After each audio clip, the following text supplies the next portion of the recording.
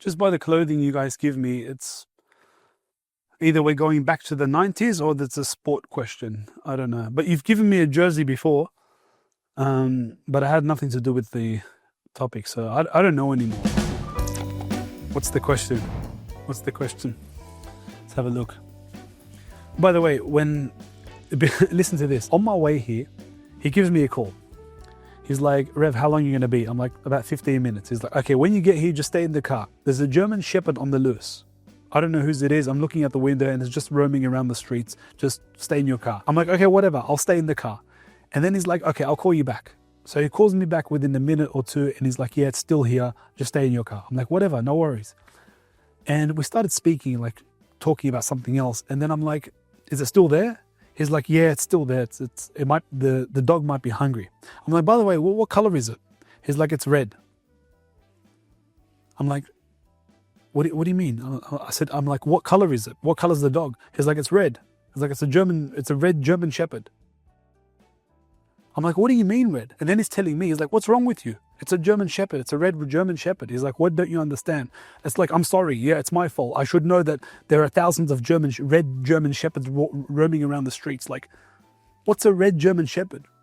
Do you know what red is? This is red. That's red. So a German Shepherd that looks like this just roaming around the streets. And he's like, yeah, just stay in your car. I'm like, forget it. I'm coming out because this might be Bigfoot. You know, this is the rare breed. Like, what is this? A red? I want to be the first one to capture this. I'm coming out of the car. He's like, no, don't. It's a red German Shepherd. I'm like, send me a photo. And he sends me a photo and it's like an orange, like a bright orange. And the sun was reflecting on it and it just gave this like, not even a red, it was like an orange. It's like, yeah, it's red. Like from this angle, it's red. I'm like, where did you get red from? I'm like, this is red. Have you seen Elmo? You know what Elmo looks like? That's red. This guy, man. Anyway, what's the question? Okay. So this explains the jersey. But I wore a jersey last time. It wasn't anything to do with football. So this guy asks, is gambling considered a sin? Is gambling considered a sin? That's it, right? Yeah. This is definitely going to be over an hour. I will tell you for sure, 100% this episode is going to be more than an hour. First of all, let's see where the name comes from. Let's see where the name gambling comes from. Gambling is an English word. It's a verb, which means to gamble. That's what it means. You know, it's in the name. Game. It's a game. You know, what does it mean though? This name underwent 3 transformations in history. We have to understand this. The word gambling, this term gambling, went through 3 different transformations in history. I'm talking about the name gambling. Let's get straight into the Bible. When God placed Adam in the Garden of Eden, paradise, he was surrounded by almost everything. And I'm going to relate this. Just be with me. Everything was there. Food, animals, trees. My point is there was no uncertainties in life. Everything was perfect. And if life is perfect and good, there are no doubts or uncertainties because you have been filled with everything. Everything is there. God has given you everything, you know.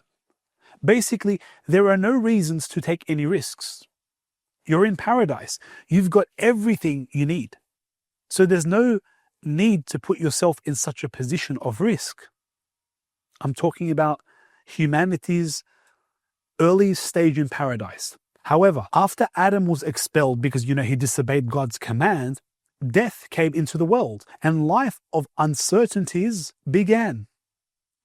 There was no certainties of food. There was no certainties of love. There were no certainties of life. Everything was uncertain. So what happened? The perfect life with God was taken away from Adam because God removed what? The blessing. He removed what? The blessing. And when God removes his blessings, then life becomes uncertain. This is how I'm going to unfold this topic today. So really, at this point, everything is a gamble.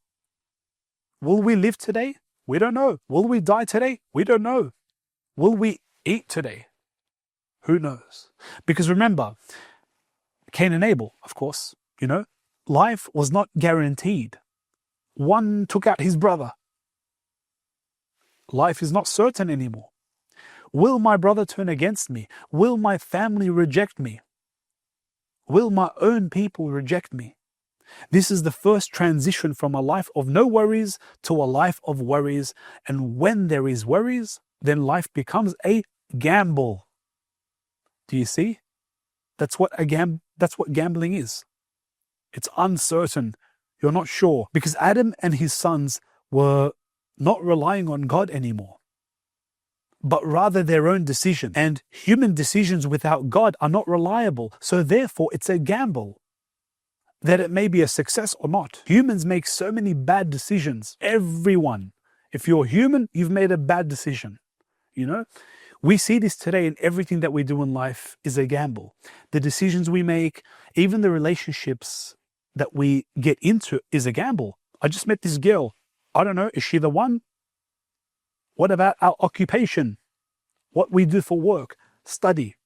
It's all a gamble. Is it going to be successful or not? This is what business is. It's a gamble. By the way, another name for business is gambling. It really is, because you're going into this field not knowing what you're going to achieve. And anyone that says business is not a gamble is a liar. Take it from me. They're lying. A business is a gamble because you don't know you're going to break or you're going to make. Take it from me. If you decide to run a business, you're gambling on the probability of two outcomes. Either you're going to fail or you're going to succeed. My point is, from the smallest decisions that we make daily to the greatest, it's all a gamble. It's all a gamble. So far, I've only explained the general term to describe life in general. You know, I haven't gone into depth of what it actually means. Life is a gamble. It really is. Ready to get into detail? Are you ready to get into detail? We're going to go straight into the Bible. Straight out. Over time, especially during the biblical times, we are introduced to the practice of random selection. This is known as casting lots. Have you heard of casting lots? Casting lots. You know, it's everywhere in the Bible. This was the tradition of the ancient Israelites basically to make a decision on various purposes, on various things. The Israelites would make decisions on their own, of course, as any human would. However, when they couldn't discern something, just like us today, when we can't discern something, as believers in God, what do? We pray. We pray. But during those times, they would seek divine help by casting lots. This method of discernment was basically like flipping a coin or rolling the dice, picking names out of a hat. That's how they would discern what path to take in life. They would use this method to settle an issue or determine a decision. Just imagine if this system was used today, you know? It's like you're in court and the judge is like, Michael, all the evidence shows that you're guilty of 50 accounts of a serious crime. However, let's roll the dice. Yeah, you're free to go. Of course, it wasn't exactly like this, but I'm just using it as an example. This was the standard way of determining God's will. Now, we use dice or cards and we say, let's try our luck. In today's day and age, we, roll the dice and play some cards and it's like, let's try our luck. However, back then it was stones or like pieces of pottery. I don't know exactly what they would do to determine what avenue, I don't know, smash the pots and see what piece is the largest. I don't know. I really don't know how they used to cast lots back then. But they used this method of determination in all aspects of life. You know, if there was an argument over a piece of land, the way they would determine how to divide that land was to cast lots. That's how they would do it. And this is in the book of Joshua. The book of Joshua, chapters 18 to 10. Then Joshua cast lots for them in Shiloh before the Lord. And there Joshua divided the land to the children of Israel according to their divisions. So he rolled the dice or whatever he did. And he's like, okay, you get this piece of land. You get that piece of land. Everyone wins. No one used to argue because they believed that the casting of lots was divine. How did he make this decision? How did he do it? He basically rolled the dice. But remember, it says in the eyes of the Lord, which means Joshua trusted the Lord that he would be guided in the right decision. This is 100% faith and 0% luck. Basically, it's like Oh Lord, you choose. Roll the dice. Whatever you choose, I'm going for it. In Isaiah chapter 34, verse 17. Isaiah, let's go to Isaiah. Where is Isaiah? In the book of Isaiah, or Ishaiah, as we say in our language, chapter 34, verse 17. He shall cast lots for them, and his hand divided it among them to graze upon. Wow. Again, we see the casting lots as a common theme. God is watching and improves this method for choosing. This is how God wanted the people of the time to discern what his will was, you know? When we think of casting lots, there's a famous scene that comes to mind, right? When we think of casting lots, what is it? You know, I'll give you a clue. King David. King David also prophesied about it. He mentioned it, and it's in the book of Psalms. It's like, hey, this is what they're going to do to him. Who's him? It's the crucifixion of our Lord. After they crucified the Lord, they took and hid his clothes and casted lots and divided it. Basically, the soldiers placed a value on these clothes, possibly to sell them, indicating, you know, they valued the clothing more than the Lord himself. They're playing with the Lord's clothing. Like, okay, you take this part, I take that part. Let's see who gets this so you can sell it. Because, you know, a lot of people loved him. A lot of people followed Jesus. So they would have went back to the followers and they're like, hey, I've got your Lord's clothing. You want it? 30 shekels. They were playing and gambling with the garments of our Lord. And King David mentioned this. One more. Who replaced Judas? Or as we say in Aramaic, Ihudas Chariuta. Who replaced him? Matthias. How did they choose him? They cast lots and it fell on him. It fell on Matthias. That's how they chose an apostle to take on one of the most difficult challenges. Preaching and teaching Jesus' resurrection to people of foreign lands that were pagan. This job description includes persecution. You need to actually see the person and understand if he's actually capable of performing such a task. But no, it was 100% faith. Roll the dice. Is he the one? Let the Lord decide. Just imagine if they chose someone like this for the CIA. Just imagine. It's like, Mike, that guy, is he worthy to go to Afghanistan? And he's like, yeah, what has he done? He's like, well, I don't know what his credentials are, but just roll the dice. Let's see if it just that's how they chose someone, you know? Just imagine they chose someone like this for a crucial task, like the CIA. It's like, Mike, see that guy over there? Should we send him to Afghanistan? Yeah, what's his credentials? Nah, don't worry about it. Just roll the dice. Imagine that. Just imagine that. My point is, the Bible clearly tells us that casting lots served a crucial purpose in history. You know, when the people wanted a divine answer on a certain situation, they would cast lots. They would basically gamble. But this is different, you know, because this is gambling with 100% faith. So it's not even a gamble, it's just faith. Do you get it? They would cast lots to get an answer. This is how they would seek divine intervention of God. We're going to see another transformation from casting lots to the gambling that we see today. Do you see how something good can be transformed and idolized for the worst? Everything good can be changed and idolized to make it evil. We see these throughout everything in today's day and age. God gave us good food, man changed it to become bad processed rubbish. Sexual intimacy, a blessing given by God, is now turned into this big porn industry. My point is, over time, things change for the worst. If you give something to man, somehow they corrupt it, man. They really do. So the Lord accepted and gave us casting lots. But now, in today's day and age, humanity is given something else called gambling. And now the episode begins, you know. So, what is the modern gambling term? What is gambling? Today, it means basically placing something valuable on an event or a competition with the intentions of winning something back.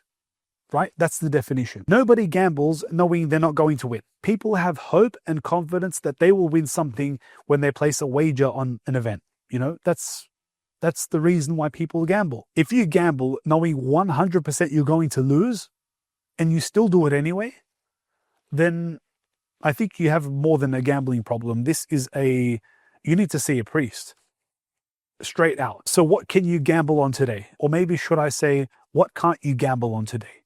You know, you can gamble on almost everything. Sports, boxing, football, hockey, baseball, basketball, you name it.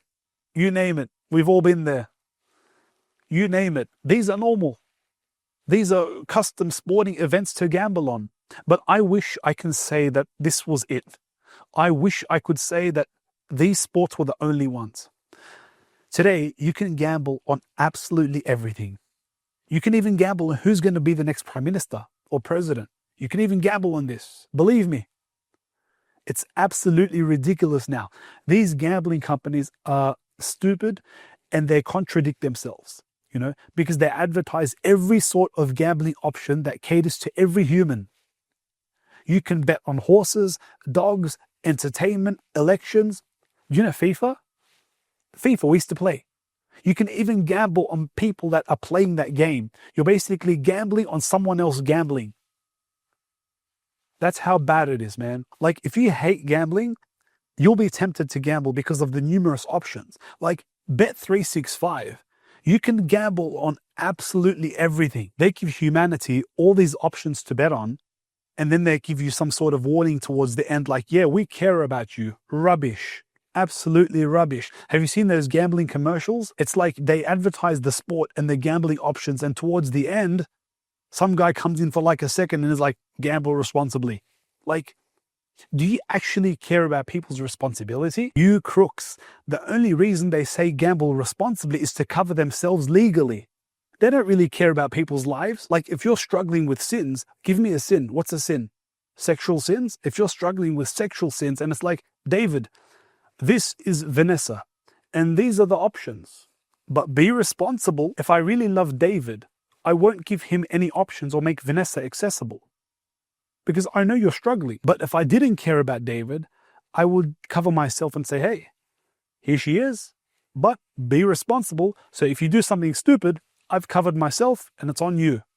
That's how these filthy companies work. Gambling is an addiction, and if these companies actually cared about people's responsibility, they would not add so many options, you know, to bet on, and they won't make it accessible. They won't, you know.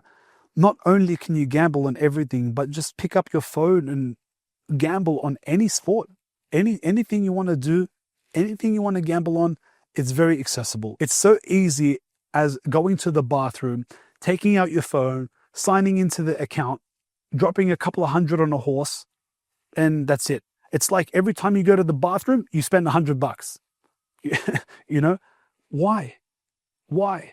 Because it's an addiction. And if you have a really big addiction and it's getting late and the domestic races are almost finished, don't worry.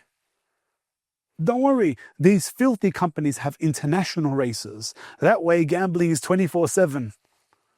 The whole system is to trap you within the cycle of everlasting addiction. And the only way to escape is by handing them all your money until you go bankrupt. I'm just sharing my knowledge on gambling for an educational purpose, you know, just so you guys understand how addictive this is, because it's a really big problem. It's a really big problem. I hate to say this, but this sort of gambling is okay for now.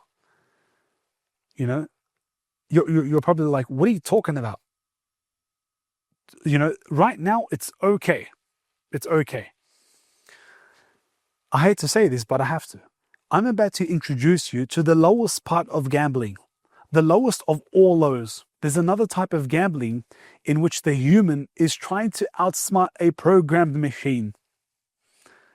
This is the lowest of all lows, man. And we call this poker machines, the pokies, mate.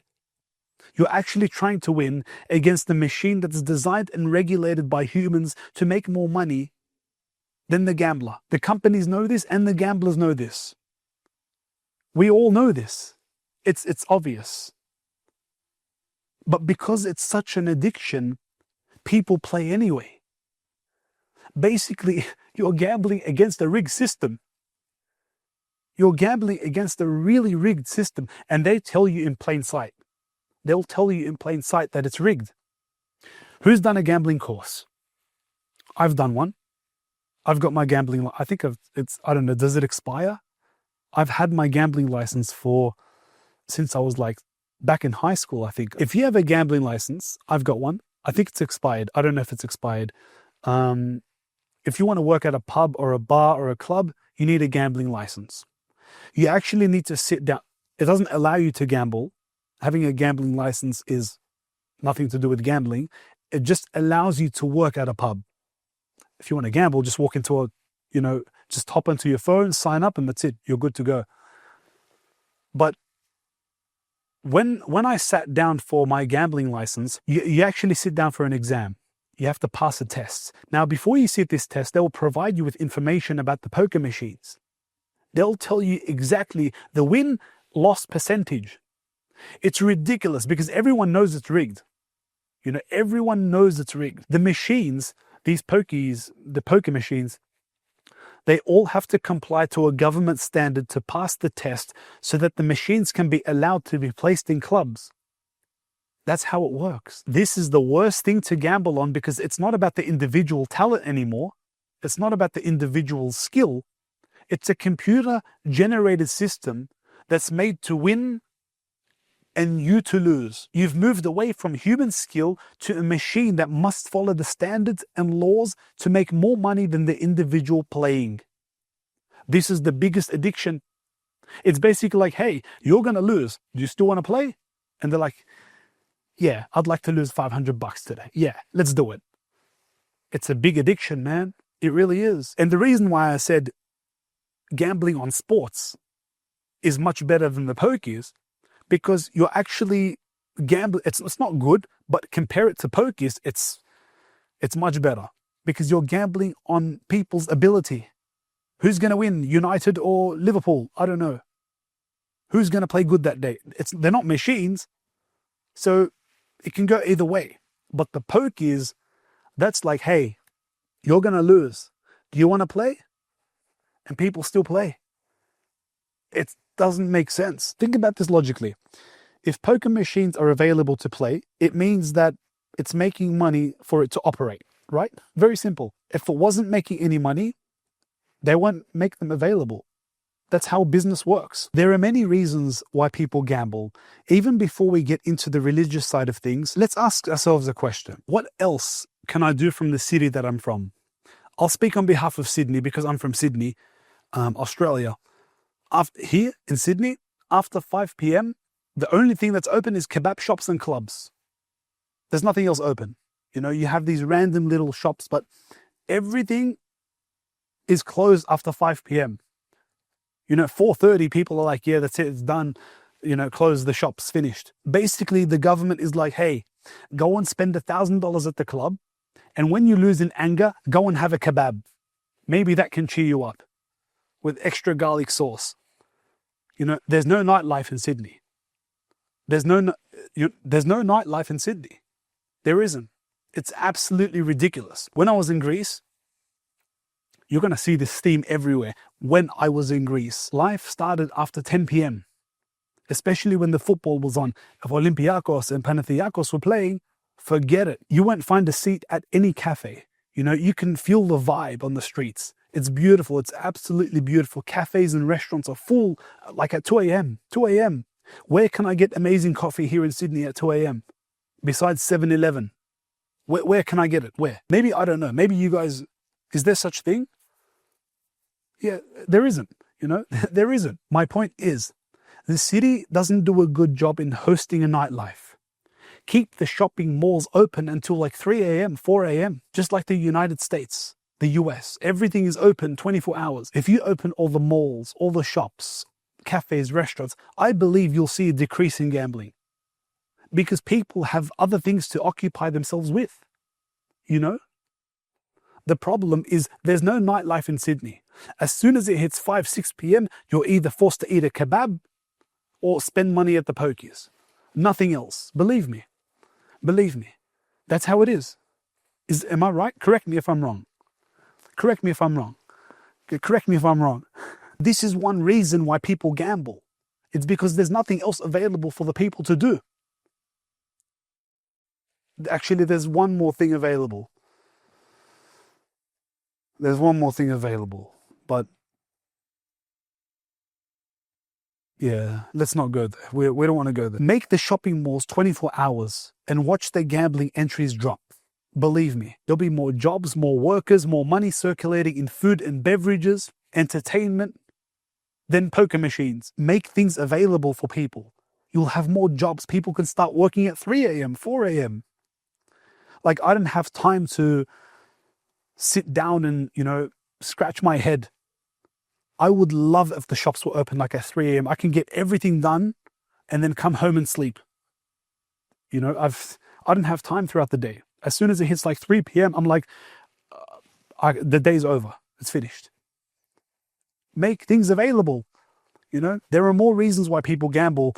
One factor is adrenaline. You want the adrenaline rush. Like, yeah, man, give me that game. When your horse is like neck to neck, or like, is that what they called it? Yeah, neck to neck or head to head.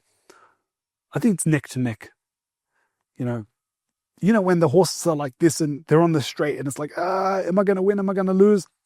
Or your sports team is like seconds away from winning a match. Maybe that's a better example. You get this sort of adrenaline in which you almost feel like a champion.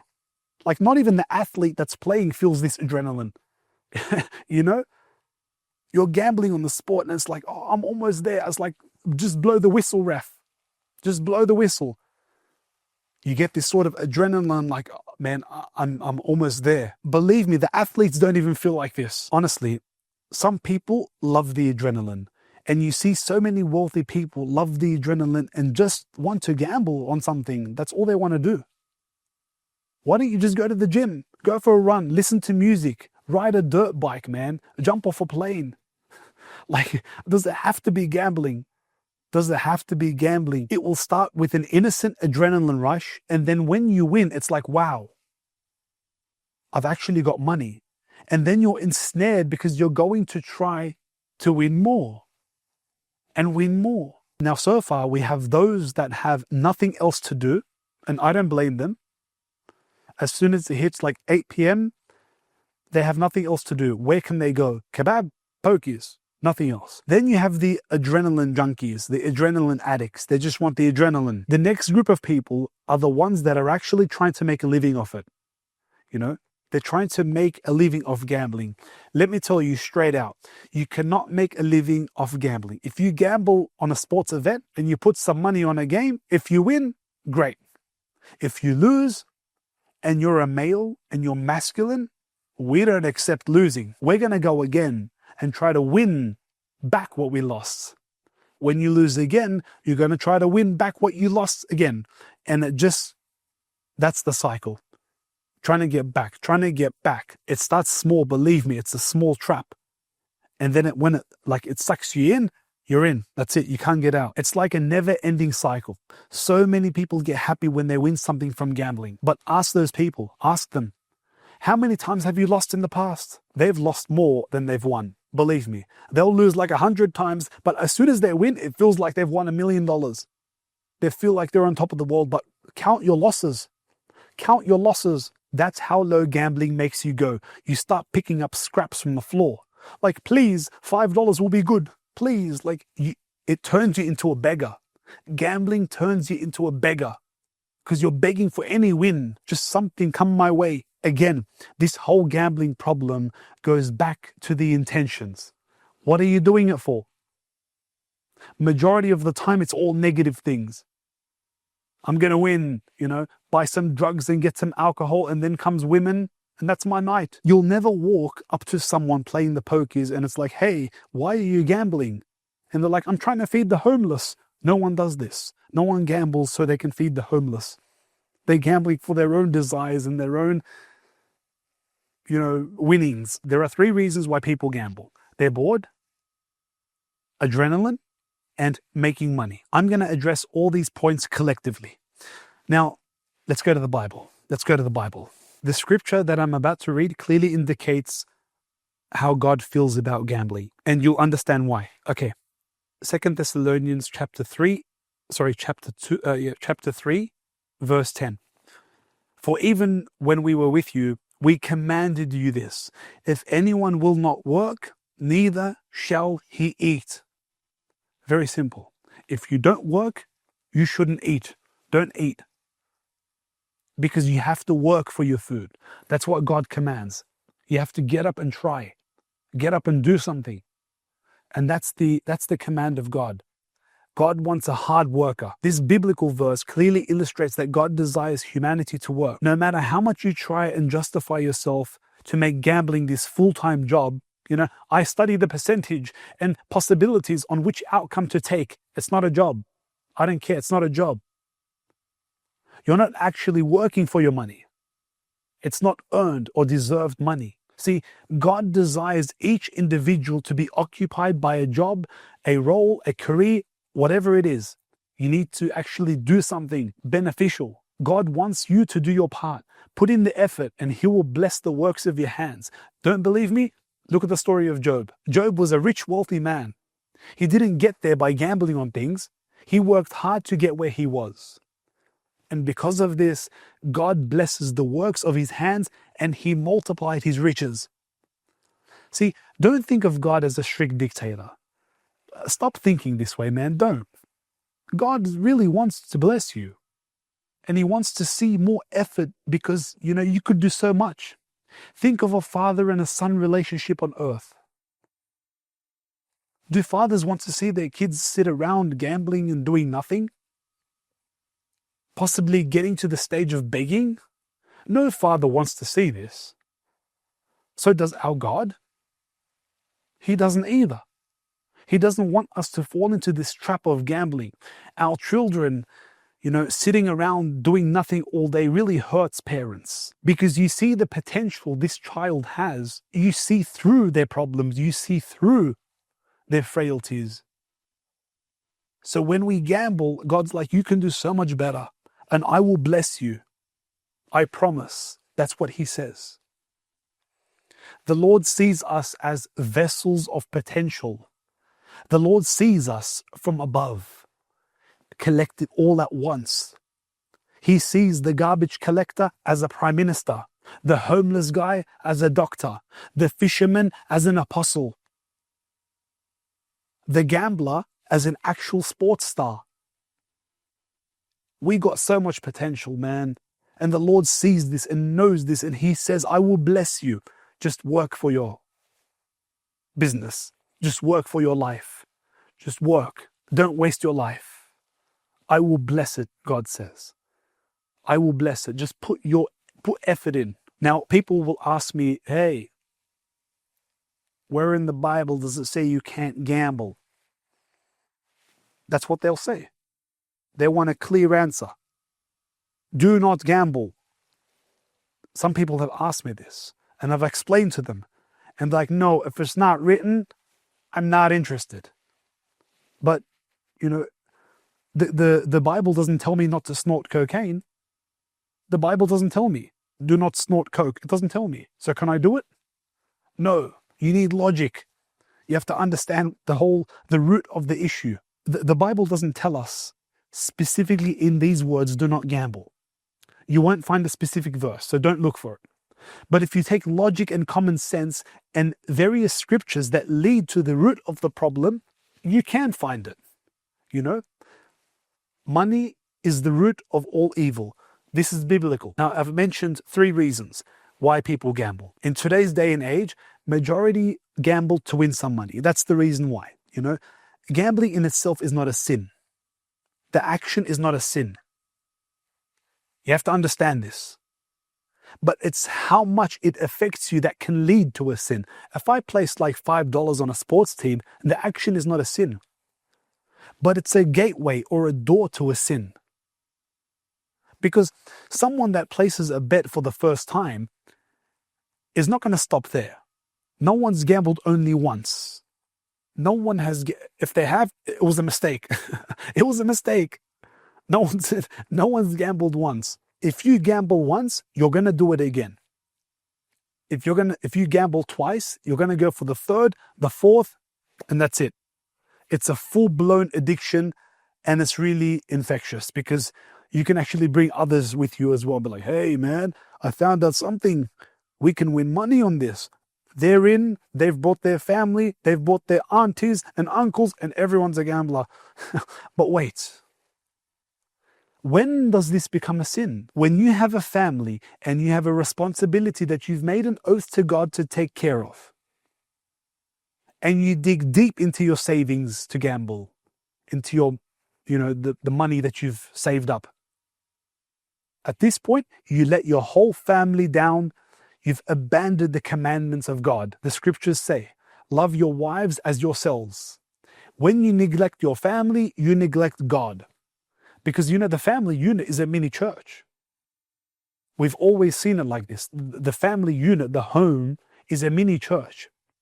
The father being a priest and teaches the whole house, how to raise the family into morals. It's the father's duty to teach the children the right way. So now there's connection. There's a connection. The house being the church, the father being the priest, and the children being the people, Having one bet or a gamble is a gateway to sin. Believe me, humans love competition, and no one's going to be like, yeah, I'm going to have one bet and stop. Trust me, you have one, it's going to be two. You have 2, 4, 6, you're an addict. Believe me. See, when you think of sin, you think of unaliving people, right? That's a sin. Unaliving people, hatred, anger, sexual activities.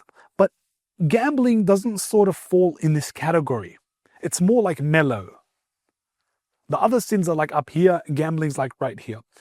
Reverend, are you saying that gambling is okay? No. I'm not saying that it's a sin. I'm saying in the essence of the thing, that the action. Gambling doesn't compare to unaliving people. Like that's here, and gambling's like here. It's not a serious, it's not a. You don't go to prison. If you go to prison, it's a serious crime. That's how you know if it's a big crime. I'm just telling you, the action of gambling is like a business. You put in to get something out. The difference between a business and gambling is within the business, you're actually working and pleasing God the right way. Basically, business is the safe way to gamble. It's business is gambling, but it's the safe way to do it. Because you're fulfilling the commandments of God to work. Put in effort. And God will bless you. God will bless you and your business. But what are you doing when you gamble? You just sit around, watch a game all day. Like the action is not a sin, but it leads to a sin. Because you desire to gamble more and more. And then you lose focus of God's kingdom. And you begin to dislike God because for some reason you believe that He's not blessing your gambling. He's not blessing your winnings. If you speak to gamblers that have lost a lot of money in the past, you notice this theme. They have this sort of theme. They're always angry towards God. And I've seen this. They're like, where's God? I call upon Him to help me and He's not there. So then they associate their losses and their misfortunes with God. This doesn't even make sense. You're not doing anything for the Lord to bless you. So why are you looking up and blaming God because your sport team didn't win? When you gamble, you're going to go again and again and again and try to win more money until you ruin your life and your families. And that's the goal of gambling. That's the end result, And it can get worse. You resort to drugs. Cocaine is always associated with gambling because gambling brings you down. It's a depressant. When you lose, it's like, man. So you want something to bring you up. And that's what Coke does. You sniff a line and it's like, whoa, I'm up again. Cocaine and gambling go hand in hand. They're best friends. And when you get the adrenaline going, then comes the women because you're excited, you're lifted, you're You're like, yeah, it's that's what that's what cocaine does. It gets you excited, and then women are involved, and it's a cycle. It's like a portal. Think of it as a portal. When you enter this portal, you just go downhill, man. Like you enter into this realm, and everything seems available, like drugs, women, and gambling and hatred, and it's like a. Do you see how that innocent $5 bet turned into a full-blown addiction? I know people are going to ask. Look, please, Rev, the Melbourne Cup is coming up soon. And by the way, for those who don't know, I'm sure everyone knows worldwide, Melbourne Cup is one of the biggest races that we have here in Sydney. Melbourne. And yeah, that's why it's called the Melbourne Cup, I guess. It's the biggest race, and everybody bets on this. Everybody just gets involved. Even the people that don't know anything about gambling, they just walk into the facilities and they're like, yeah, someone horse me. Like, I don't know. They're just, all the professionals, supposed professionals come out and it's like they know everything about horses. The following day, they go back into their cave, My point is that everyone gambles on this event. Everyone, even the non-gamblers, they just end up gambling. I don't know how. They're like, can we gamble on this event? Like, it's one day, like, we're not going to go crazy. I know people are going to ask me this. Like, if I gamble once a year, is that going to hurt? Look, you can. It's not a sin, but you have to ask yourself, are you willing to stop before it becomes a sin? If you place $5 on a horse, it's not a sin. It's not a sin. It's not. But how much is it going to affect you in the future? How much will that affect you? Is it going to ruin your family? How much do you have to spend? Is it going to take time away from your spiritual life? If there's a yes on one of these questions, then it is a sin, yeah. But if it won't affect you one bit, and you're going to be in church or you're going to be praying the next day as if nothing happened, I think it's fine. Ask yourselves this question, how much will it affect my family? How much will it affect my spirituality? And then you can say, yes, I can gamble or I can't. If you know it's going to affect you and you don't have a problem stopping, well, I don't see the problem. If you're going to do it once a year, especially for this event, I don't see the problem. It's only risky when you can't control yourself. It's only risky when you put your family in danger. It's only risky when you gamble millions with the intention of becoming rich. That's when it becomes a sin. Let me tell you this story. This one lady calls me, and her husband was a full gambler. He was a 100% gambler, and very sadly, he used to gamble his savings. And she was telling me that there were times where they never used to eat, and they had a young daughter. They never used to, there were times where he couldn't provide for them because he'd spent all the money until his next job or his next wage. So it was very sad, because when I met with her, the daughter was there and she's holding this bear and she's looking at me she's like, can you do something about my dad? And I felt so sorry for the family. It really broke my heart. I'm like, I got to help this guy. I really have to help this guy. Let's see what we can do. She mentioned that he spoke with other priests and they recommended that he stop gambling, and it's a sin and you have a responsibility. They prayed over him, and the next day he's gambling again. So it's a big addiction. When I met with him face to face, he denied everything. He's like, look, it's not an addiction. It's not a problem. And he wouldn't open up. He's like, yeah, it's I just have a few bets once a week and that's it. It's not a problem. It's not a problem. He's like, there are much worse sins out there. He's like, it's not a problem. I know his problem. And clearly his wife was stressing for his life. He would get angry and things like this. That's what she was telling me. So I met with him and he's denying everything. He's not telling me the truth. And I'm like to him, okay, who's playing this week? He's like, what do you mean? I'm like, who's playing this week? As in sport, who's playing the football this week? He's like, I think it was Arsenal and City. He's like, it's Arsenal and Man City. I'm like, oh, really? Who's going to win? He's like, oh, it's going to be a very good game. This player is injured and things like this. I'm like, perfect. I'm like, you know what? Just wait here for a second. So I went in the room and I got some cash. And I'm like, it was $250s, which is $100, yeah. And I'm like, take this money and gamble it for me. And he looked at me and his face went red. I'm like, look, this money was meant to go for the poor. It was meant to be for the homeless, but just gamble it on behalf of us. Please take this and I'll let you choose who's going to win, Arsenal or Manchester City. And his face went red. He's like, he was shocked. He's like, Father, I can't do this. He's like, this is wrong. I was like, look, don't worry. No one knows about this. Just take this money and gamble it. And if it wins, give me a call. He's like, Father, I can't do this. And he gets up, he stands up. He's like, Father, I can't do this. He's like, this is not right. He's like, are you even allowed to do this? I'm like, yeah, no one knows. That's fine. Take this money that was meant to go for the homeless, that was meant to go for the poor children, and gamble it. I think I said homeless or poor. I think I said poor children. I'm like, take this money that's meant to go towards the poor children overseas, but just gamble it for us, And he went red and he's telling me it's wrong. He's like, I can't do this. He's like, no, I can't do this. He's like, I'll do it from my own money. I'm like, no, take this money. You have to take this money. And he's talking to me while I'm listening. He's like, look, now he's telling me why gambling is bad. See how I directed it? He's telling me, he's like, yeah, it's not right. I can't do this. These people have no money. They have no work. They have nothing. It's like, why would I take this money? This is not right. This is not, God won't accept this. He's getting biblical. And I'm listening like I've got the problem. Like now I'm the gambler and he's the priest. He's telling me why it's bad to gamble. Towards the end, he started to get emotional. And by the way, the reason I did this is to actually get him to understand his own problem.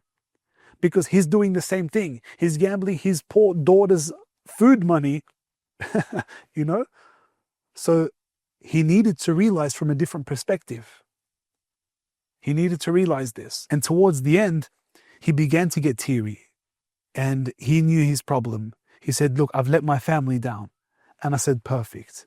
Because that's the greatest gift. The greatest gift is to understand when you're wrong and you confess. I'm like, see, now you know your problem. I don't want you to gamble. This was for me to get you to actually understand your problem. If you're going to gamble and the Melbourne Cup is coming up soon, gamble with a peaceful mindset, knowing that even if you lose, you're going to walk away fine. If it's, I can easily tell you, don't gamble, but some people have a big addiction.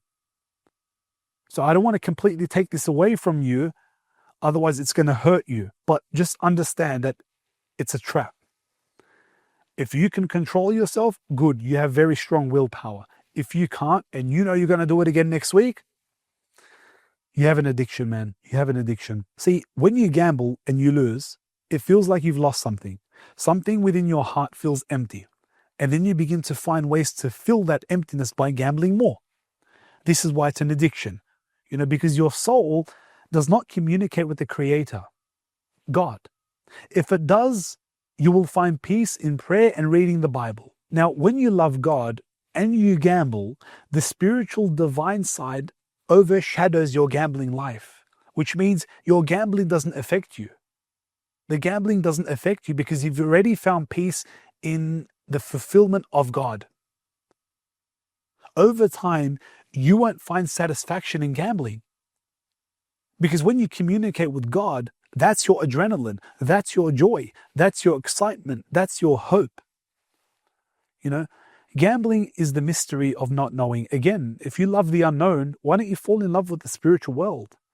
Use the same energy you have for gambling to the Bible. Convert that love, the unknown mystery, for this unknown mystery, the spiritual world. All the energy you put in gambling, divert that to the spiritual realm. Believe me, it's more exciting. The words of Jesus are pure. There's so much mystery in the gospel that it captivates your mind and takes you on another level. Pray, read the Bible, learn, sing hymns. Let your mind be above to higher things. Believe me, it's much better. Okay, let's get straight to the creation account. God creating the world and everything in it over 6 days, and then he rested on the seventh, which is considered holy. Now, there are so many translations of what 7 days is. Of course, we know it wasn't 24-hour period. That was, of course, created by the ancient civilizations many years later. We know it wasn't instant, that's for sure. Even though God is almighty and powerful, he still used a system to create. There's a system in plan. And it's in Genesis chapter 1, verse 8.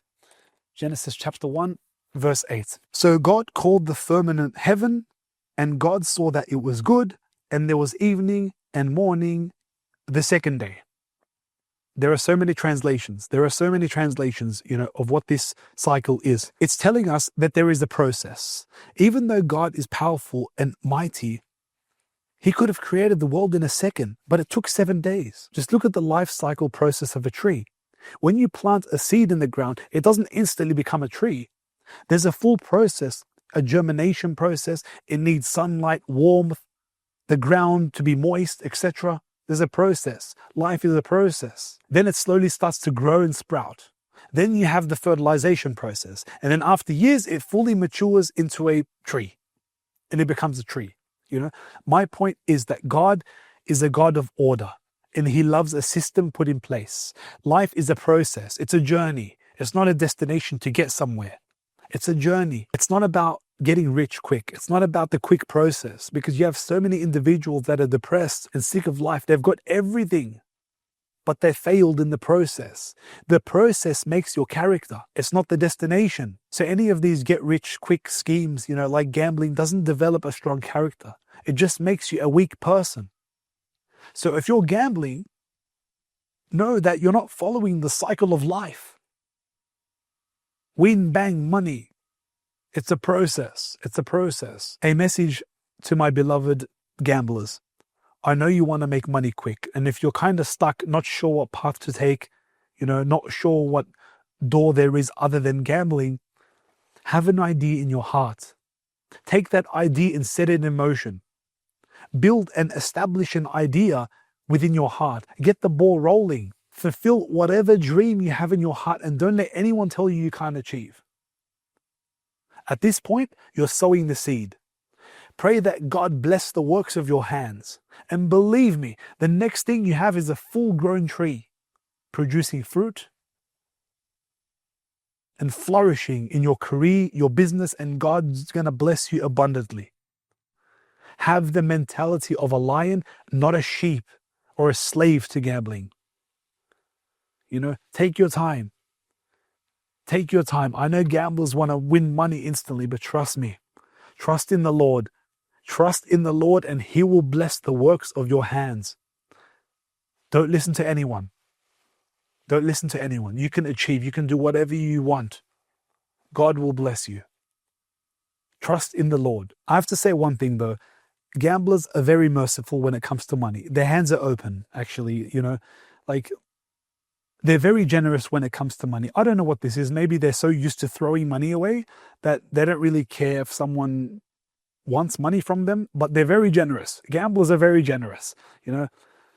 If you're stuck in this gambling addiction, just know the Lord is a call away. Make the call. Make that call. Ask the Lord to remove this addiction, and I believe instantly, the Lord will give you the power to overcome gambling. Sow the seed and achieve something great, and ask the Lord to bless you, and he will, believe me. When you put in the effort, when you put in the work, God is right there. God is right there to bless you. A shout out to everyone watching. Blessings be to you all. And don't forget, call the Lord every time you're struggling with a certain sin. Call the Lord, and help, medical help is there waiting for you instantly. By the way, if you have any questions, please send it to the email here above. Where do you want the email? Above? Yeah, let's put it above. Put the email here. Send your questions to this email, and the team will filter out all the questions and we'll put it on this phone for me to answer. So yeah, send your question to the email, and love, don't love, subscribe, and what else? Share. Yeah, those three. Blessings to you all. We love you all, and may the Lord give you strength. Perfect.